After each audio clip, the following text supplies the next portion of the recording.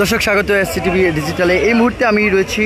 প্রধান উপদেষ্টা বাসভবনের সামনে থেকে সরাসরি যুক্ত রেখেছি আপনাদেরকে। যেমনটি আপনাদেরকে বলার চেষ্টা করছি যে আজ বেলা 2:21 বাংলাদেশের জাতীয়তাবাদী দল বিএনপির যিনি মহাসচিব রয়েছেন, বিএনপির মহাসচিবের নেতৃত্বে একটি প্রতিনিধি দল প্রধান উপদেষ্টার সাথে তারা দ্বিতীয়বারের মতন বৈঠক করছেন তাদের সমসাময়িক বিষয় নিয়ে এবং আগামীতে কী ধরনের যেই রাষ্ট্র সংস্কারের কথা বলে যে উপদেষ্টা অন্তর্বর্তীকালীন সরকার গঠিত হয়েছে, সেই অন্তর্বর্তীকালীন সরকার কী ধরনের সংস্কার নিয়ে এসেছে এবং কী ধরনের সংস্কারগুলোর আগামী সামনের সময়গুলোতে করতে হবে, এই ধরনের আলোচনা প্রস্তাবনা দেওয়ার কথা রয়েছে বাংলাদেশ জাতীয়তাবাদী দল বিএনপির সাথে। সেই সাথে আগামী নির্বাচনী যে একটি রুটম্যাপ, সেই রুটম্যাপ নিয়েও কথা হতে পারে বলে আমরা একটি সূত্র থেকে আমরা জানতে পেরেছি। সব মিলে আজ বেলা 2:21 বাংলাদেশ জাতীয়তাবাদী দল বিএনপির একটি প্রতিনিধি দল প্রধান উপদেষ্টার সাথে আজকে বৈঠক বসছেন। আমরা একটু পরে হয়তো তাদের প্রতিনিধি দলের সেই বৈঠক শেষ হওয়ার পর সংবাদ সম্মেলনে আমরা সেই খবরটি আপনাদেরকে জানাতে পারবো যে আসলে ভিতরে কী ধরনের আলোচনা হয়েছে এবং দ্বিপাক্ষিক আলোচনায় কী কথাবার্তা হয়েছে। এবং সেই সাথে আমরা দেখেছি বিএনপির পরপরই বাংলাদেশের জামাতে ইসলামের একটি প্রতিনিধি দল, জামাতের যিনি আমির রয়েছেন ডক্টর শফিকুর রহমান, তার নেতৃত্বে আরেকটি প্রতিনিধি দল প্রধান উপদেষ্টার বাসভবনে এসেছেন। তারাও কিন্তু কথা বলবেন এবং সেই সাথে পরবর্তীতে গণতন্ত্র মঞ্চ জুনায়েদ সাকির নেতৃত্বে আরেকটি প্রতিনিধি দল কিন্তু এসেছেন।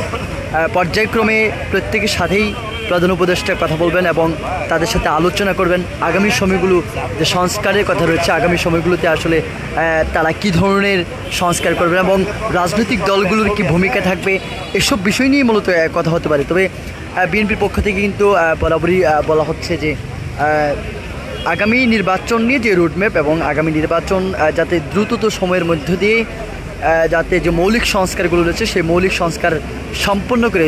দ্রুততম সময়ের মধ্যে একটি নির্বাচন যাতে দেওয়া হয় এবং অন্তর্বর্তীকালীন সরকার যাতে একটি নির্বাচনী রুটম্যাপ তৈরি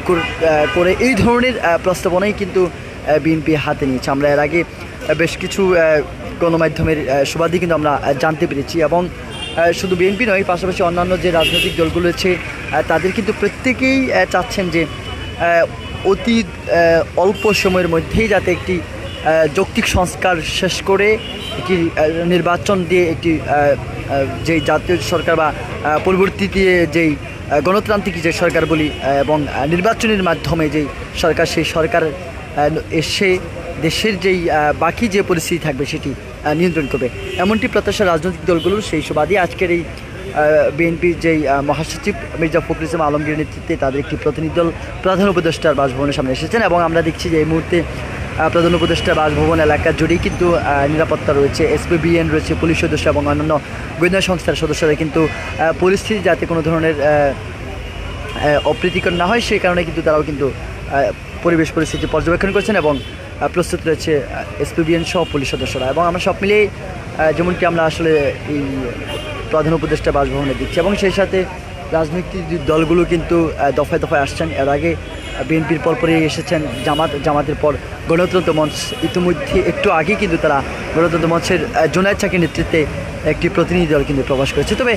কী আলোচনা হতে পারে সেটি আমরা একটু পরেই সরাসরি আপনাদেরকে সম্প্রচারে রেখে সংবাদ সম্মেলনের মাধ্যমে আমরা জানতে পারবো প্রধান উপদেষ্টার সাথে এবং অন্তর্বর্তীকালীন সরকারের সাথে বিএনপি এবং জামাতের বৈঠকে কী আলোচনা হয়েছে।